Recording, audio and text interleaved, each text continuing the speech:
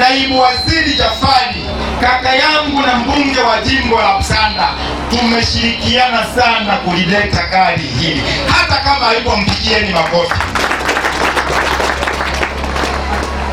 Huo ndio ukweli, huo ndio ukweli. Nataka niwaambie ndugu zangu, bado ahadi zangu ni zile zile. Mimi mpaka kuziacha hizi ni baada ya muda wangu kukoma. Niliwaahidi watu wa Ipalamasa maendeleo. Bado dhamira yangu ni moja, niliwaeleza, na dhamira yangu ni kuwaletea maendeleo. Sitalala, sitachoka. Hata kama niko hospitalini, nipigieni simu, nipambane na shida zenu. Nilipofika hapa, Mheshimiwa Diwani amenieleza zipo changamoto, bado ziko nyingi. Amenieleza, ameniambia kuna watu kwenye shamba lile la Silayo bado wanafukuzwa.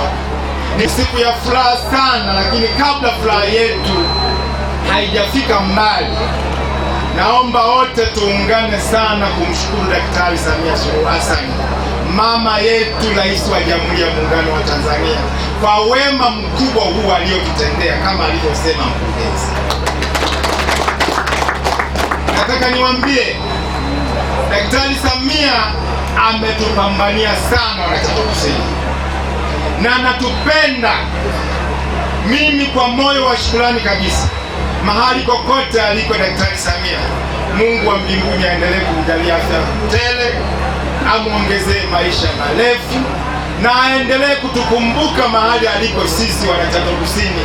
Bado tunampenda, bado tunahitaji huduma yake. CCM oyee! Ndio mwenyekiti huyo. Kundi hilo kubwa sana ni la kina mama wajawazito na watoto. Wakati mwingine mtoto anazaliwa akiwa na matatizo, anahitajika kwa muda wa haraka aweze kufika kwa hospitali kubwa kwa ajili ya kufanyiwa kupatiwa huduma. Lakini kuna hawa kina mama wakati wa kujifungua, wakati mwingine wanahangaika sana ili aweze kwenda kupata kwenye huduma kwenye vipimo vinavyostahili. Walikuwa tunatumia gharama kubwa sana namna ya kuwasafirisha mpaka aende kufika kupata huduma. Kwa hiyo kundi kubwa ni la kina mama hasa wajawazito. Mlikuwa mnatumia usafiri gani mbadala? Usafiri mbadala ilikuwa ni kukodi pikipiki, mnampigia boda usiku, anakuja kama ni kumfuata nyumbani, anamleta hospitali hapa. Baada ya hapa kituo cha afya kumwangalia na kuona kwamba wao katika kiwango chao kistahili, basi huyo boda basi anatumiwa tena kumsafirisha kumpeleka aidha katika Toro au Geita. Ilikuwa ni hatari kiasi gani kwa mama mjamzito kutumia usafiri wa bodaboda kwenda kujifungua? Kwanza kabisa, namna ya kukaa kwenye bodaboda mtu akiwa mjamzito, namna ukaaji wake ulikuwa ni mgumu. Mara nyingine wengine walikuwa wanazalia njiani, wengine hata kitoto kinaharibikia njiani, lakini wakati mwingine hata anazidiwa maumivu, anafika kule amefadhaika.